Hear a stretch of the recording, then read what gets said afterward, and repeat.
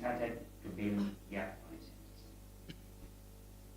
These are centers that are based within the communities, in the villages.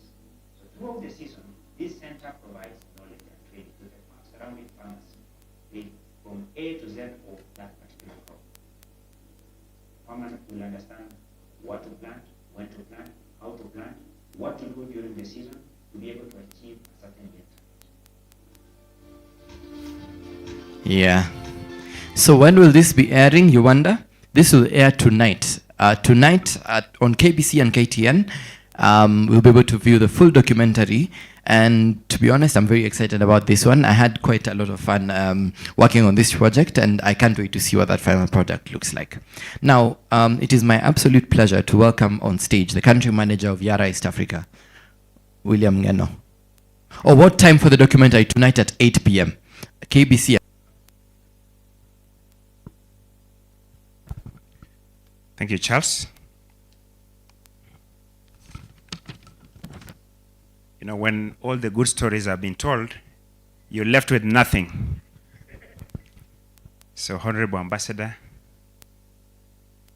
invited guests, dear farmers, partners, industry stakeholders, it's a very good day to be here today so that we can put our heads together on how we can be of service to the farmer for the next 30 years. As we saw and heard about the challenges, I would reflect a bit of our history, because if we know where we are coming from, for sure we should know where we are headed to. I will not belabor on the much on the challenges, because that has been adequately addressed.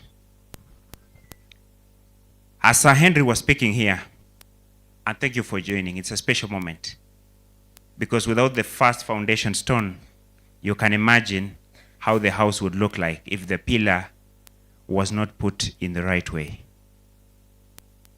This year we turn 120 years as Yara globally. We celebrate 35 years or 30 years in Kenya. But we carry the vision of why Yara was founded. It was founded to be able to support and alleviate food insecurity back then in Europe. If you would remember, in the era of industrialization, the population was growing very fast. And some bright fellows had to find ways of making sure that the crops would mature fast, yield even double-fold. And by then, Yara found the answer through some gentlemen, Christian Birkeland and Sam Eide, back in 1905. And then they produced the first batch of fertilizer in Notodden. From there, as they say, the rest is history. And we are rewriting some today here. Flying direct back to Kenya and Mwea, we all have agreed that agriculture is the bedrock. Agriculture is what will actually save the next generation. Patron said we are exiting the scene. I think I'm part of you who are exiting the scene soon. So who is going to be able to support the farmers is to build the resilience. Smallholder farmers, who actually form the majority in the country, are under a threat of climate change. Therefore, adopting sustainable agricultural practices is not a question of if, it's a question of doing it. We have to do it. Particularly considering that 7.5 million hectares of our country soils is acidic. So put that in perspective. If we don't do something about it, our yields will not move up. Lillian of FAK did justice in explaining that in depth. She's the expert. So we need to do something about the soils. I hope when we leave here today, we can each promise to do something about it, whether from the financing angle with green deals, from our side, continuing the soil story, from the knowledge centers, showing practically to farmers what can be done to be able to mitigate the challenges. We walk the journey with farmers, putting knowledge into action to responsibly feed the world. That's our mission.